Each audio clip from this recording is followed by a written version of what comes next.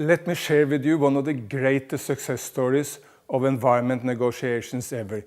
Indeed, it may be one of the greatest success stories of any sort of negotiations on this planet.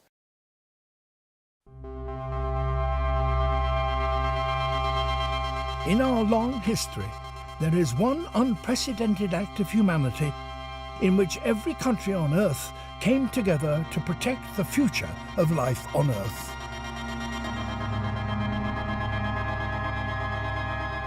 The Montreal Protocol.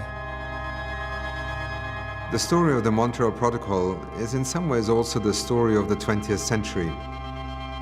Something that was a great invention, namely a chemical chlorofluorocarbon, had unintended consequences that suddenly became a planetary problem. It all began with a good idea. In the 1920s, coolants in refrigerators were so toxic that a leak could kill you. So we invented safer chemicals to do the job, CFCs. The wonder chemicals of the 20th century. They were so versatile, people's lives were transformed. But in 1974, Sherwood Rowland and Mario Molina predicted that the Earth's natural sun shield, the ozone layer, was being eaten by CFCs at a terrifying rate.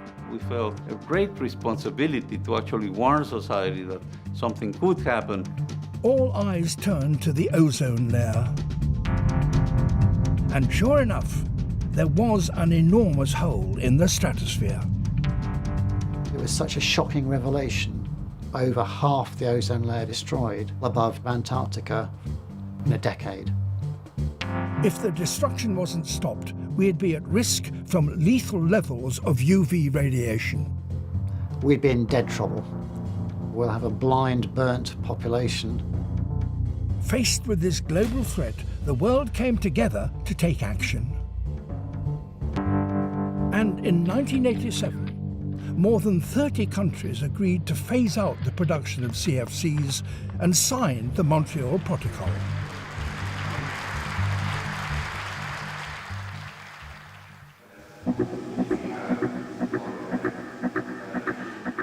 Over the 3 decades since, the rest of the world's nations have signed up. Together, they've taken on the greatest planetary repair job ever attempted.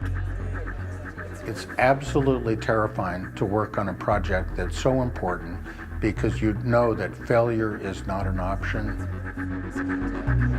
Making the Montreal Protocol a success has taken brilliant minds. We are working to protect human life. It has taken determination. It has made more progress than any other environmental convention in the world. If the countries of the world engaged in similar deliberations for every issue that faces our world, I would be very happy. And it has taken ingenuity from an extraordinary global community. We always have our disagreements, and at the end of the day we have our agreement. And it has worked. With CFCs banned, the ozone hole is healing. Now it's time to take action again. You need passion, you need leadership to change the Montreal Protocol into an even better treaty.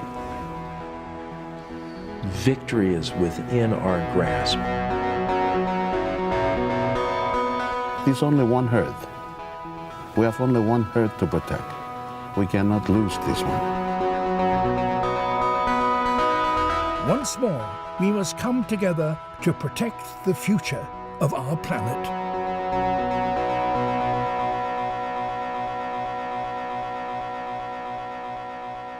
To you, the delegates, and as somebody who considers himself part of the Montreal Protocol family, as you meet in Kigali, look to history, remember where the Montreal Protocol started off from, and please help the world to take the next step.